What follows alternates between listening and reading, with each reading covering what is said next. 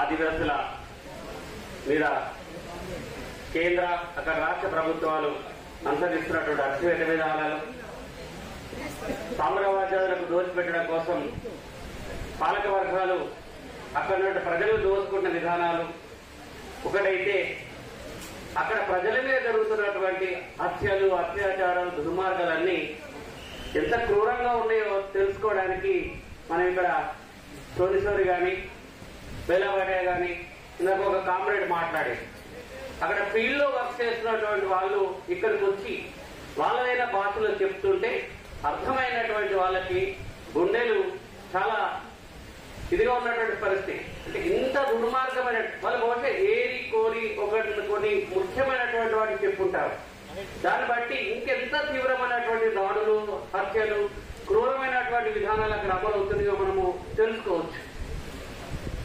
అక్కడ అలాంటి వాతావరణంలో శాంతి నెలకొనాలి, న్యాయం జరగాలి, అందుకోసం శాంతి చర్చలు జరపాలనేటటువంటి చర్చలు మనం ఇక్కడ చేస్తున్నాం. వాళ్ళకు లాగానే మనము అక్కడ ఇందాక మిత్రుడు చెప్పినట్టు అక్కడ అమరులైనటువంటి వాళ్ళని ఇక్కడ మనము ఖననం చేసుకుంటున్నాం, అమరులుగా ఊరేగించుకుంటున్నాం. మన బిడ్డలు అక్కడ ఉన్నారు, వాళ్ళు ఏమైనారో, చచ్చిపోయినారా, బతికినారా, సురక్షితంగా ఉన్నారో లేదో తెలియనటువంటి ఒక ఆందోళన పడుతున్న పరిస్థితి. ఒక ఘటన జరిగినప్పుడు ఈ ప్రాంతం నుంచి మనం అక్కడికి వెళ్లి కనీసం ఫ్యాక్ట్ ఫైండింగ్ చేయలేని స్థితి, అక్కడికి వెళ్లి బిడ్డలను తెచ్చుకోలేని స్థితి, అక్కడ పరిస్థితులు దగ్గరగా ఉండే చూడలేనటువంటి పరిస్థితులు ఉన్నాయి. ఈ పరిస్థితులు కూడా మారాలని కూడా మనం మాట్లాడాల్సిన అవసరం ఉన్నది. అక్కడ జరుగుతున్నటువంటి నరమేధానికి వ్యతిరేకంగా మనం ఒక సంఘీభావంగా ఒక మాట మాట్లాడితే మన మీద అక్రమ కేసులు మోపబడుతున్నాయి. వాటికి వ్యతిరేకంగా మనం పోరాటాలు చేస్తే ఏకంగా అరెస్ట్ చేసి జైల్లో పెడుతున్నారు. కాదని ఇంకొంచెం ముందుకెళ్తే హత్యలు కూడా చేస్తున్న పరిస్థితి. ఈ క్రమం తెలుగు రాష్ట్రాల్లో పనిచేస్తున్నటువంటి ప్రజా సంఘాల నాయకుల్ని ఛత్తీస్గఢ్ లో, ఒరిస్సాలో నిర్బంధించి బెయిల్ కూడా నిరాకరిస్తున్న పరిస్థితి. మొన్న పోరాటం బట్టి ఆంధ్రప్రదేశ్ రాష్ట్ర దుడ్డు ప్రభాకర్ జైల్లో ఉన్నారు. సుప్రీంకోర్టు దాకా వెళ్ళలేనట్టు పరిస్థితి, బెయిల్ తెచ్చుకునే పరిస్థితి, అట్లాంటి వాటిని కొట్లాడలేనటువంటి స్థితికి నెట్టేసి మాట్లాడకుండా చేస్తున్న పరిస్థితి ఉన్నది. ఇందాక పొద్దున ఒక మిత్రుడు అన్నాడు, గడగడ వణికిపోతున్నారు, ఉత్సవడుతున్నారు. నిజమే, ప్యాంటు తడిసిపోతున్నాయి. మాకు గడగలు ఆడిస్తున్నారు కదా, ఉత్సవాలు పోయిస్తున్నారు కదా.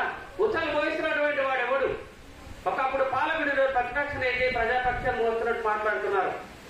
వాళ్ళ విధానాలు వాళ్ళు ఏమైనా సమీక్షించుకున్నారా? చూడాల్సిన పరిస్థితున్నది. ఈ పరిస్థితి మారాలి, ఇక్కడ శాంతి నెలకొనాలనేటటువంటి ఆకాంక్షని మేధావులుగా, ప్రజలుగా, బుద్ధిజీవులుగా, ప్రజా సంఘాల నాయకులుగా, చదువుకున్న వాళ్ళుగా భవిష్యత్తు బాగుండాలని మాట్లాడుతున్నటువంటి వాళ్ళు ఇక్కడ మేము మాట్లాడుతుంటే దాన్ని హేళన చేయకూడదు మిత్రులారా. ఇలాంటి శాంతి నెలకొనాల్సిన ప్రాంతాలు ఇంకా చాలా ఉన్నాయి. ఇలాంటి శాంతిని పొందాల్సినటువంటి సమూహాలు చాలా ఉన్నాయి. ఇదే దేశం లోపల ఉత్తరప్రదేశ్ అని ఒక ప్రాంతం ఉన్నది. అదొక రాష్ట్రాన్ని ఇక్కడ యోగి అనేటువంటి వ్యక్తి పాలిస్తున్నాడు. ఎవరు మాట్లాడితే వాళ్ళ ఇంటికి గుళ్ళజలు పోతా ఉన్నాయి. అక్కడ ముస్లింలను, దళితులను ఏకకాలం లోపల అత్యంత క్రూరంగా హత్యలు చేస్తున్న పట్టపగలు సాధారణ పౌరులు అడిగి చంపుతున్నారు, కొట్టి చంపుతున్నారు, నెత్తుడు మడుగుల్లో పడగస్తున్నారు. చోద్యం చూస్తా ఉన్నాం. అక్కడి నుంచి ఎవరన్నా రిపోర్ట్ చేస్తే అది మన దాకా వస్తుంది, ఏ మీడియాదారణ వస్తుంది. కానీ అక్కడ కూడా మనం అడుగు పెట్టి వెళ్ళలేని పరిస్థితి. అదేం దండకారణ్యం కాదు, అక్కడేం సైన్యం లేదు, అక్కడ కూడా వెళ్ళలేనటువంటి పరిస్థితి ఉన్నది. వెళితే ఏమవుతుందో తెలుసు. చిన్న ఊనా సంఘటన జరిగినప్పుడు, జడ్జర్ సంఘటన జరిగినప్పుడు మన సభలు సమావేశాలు పెట్టాం. ఈ రోజు గుట్టల శవాలు అక్కడ పడతా ఉన్నాయి. పట్టపగలు రోడ్డు మీద కాల్చి చంపుతా ఉన్నారు. కానీ ఖండించలేని పరిస్థితి, మాట్లాడలేని పరిస్థితి. వాటన్నిటి కోడికి తీస్తే ఒక వ్యాసం వేసి ఒక కరపత్రం రాసి మీటింగ్ కూడా లేని పరిస్థితులని ముస్లింలను దేశద్రోహులుగా, తీవ్రవాదులుగా ప్రచారం చేయడం వల్ల వాళ్ళ మీద హత్యలు, దాడులు జరుగుతున్నప్పుడు మనం స్పందించడంలో కూడా ఎక్కడో వెనుకబడి ఉంటున్నాం. మావోయిస్టుల పేరు మీద ఆదివాసులు చంపుతుంటే మొత్తం సమాజం స్పందించకుండా కొద్ది మంది మాత్రమే స్పందించడం వెనుక కూడా అక్కడ ఉన్న ఆదివాసుల్ని మావోయిస్టులుగా, ప్రజా సంఘాలుగా, దేశద్రోహుల వీళ్ళ వల్ల దేశానికి అంతర్గత భద్రతకి ప్రమాదం ఉందని చెప్పి ప్రచారం చేసి నమ్మించినటువంటి పాలకుల కుట్ర వల్లనే ఈ రోజు ఎంతో మంది బుద్ధిజీవులు అనుకున్నటువంటి వాళ్ళు, మానవ విలువలు కలిగినటువంటి సమూహాలు కూడా ఇక్కడికి వచ్చి మాట్లాడలేని పరిస్థితి ఉన్నది.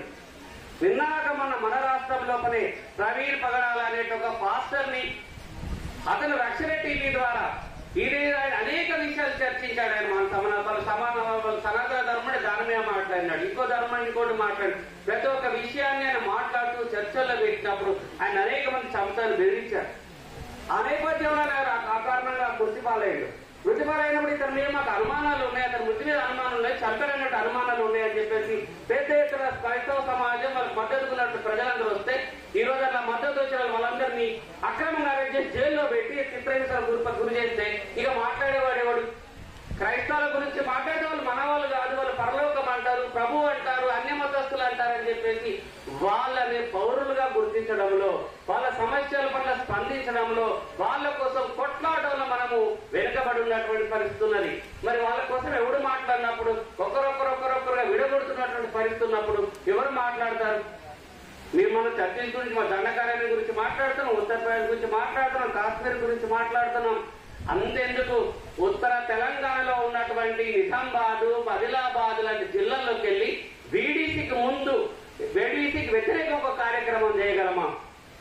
విలేజ్ డెవలప్మెంట్ కమిటీ పేరు మీద, గ్రామాభివృద్ధి కమిటీల పేరు మీద జరుగుతున్నటువంటి అత్యంత దుర్మార్గమైన భూస్వామ్య వ్యవస్థ అక్కడ ఉన్నది. ఏ పేద దళితులున్నా, ఏ పేద తాగలో ఉన్న, మంగలో ఉన్న, బీసీలో ఉన్న భూముల్ని అక్రమంగా తీసుకుంటున్నారు. లక్షలాది రూపాయలు జరిమానాలు విధిస్తున్నారు. అక్కడ ఎమ్మెల్యే కాదు కదా, ఎస్ఐ కాదు కదా, పోలీసులు కాదు, ఏ ఒక్క రాజ్యాంగ వ్యవస్థ కూడా అక్కడ ఉన్నటువంటి వీడీసీని నిలువరించలేదు.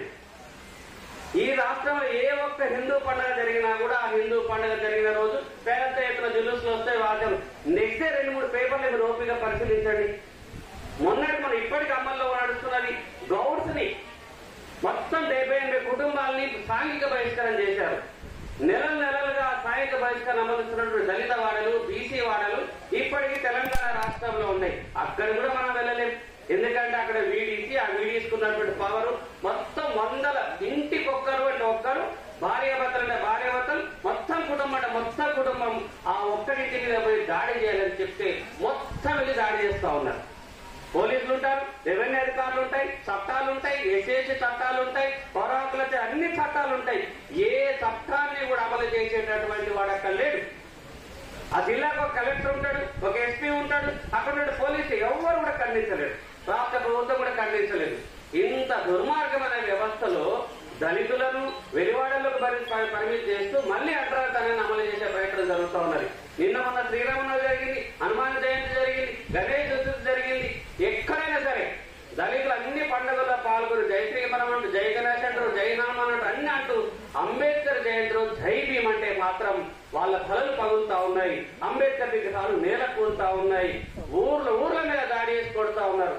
ఏప్రిల్ 14 ప్రోగ్రాం జరిగింది, ఏప్రిల్ 15, 16, 17 ఈ 3 రోజుల పేపర్లు మీరు చూడండి.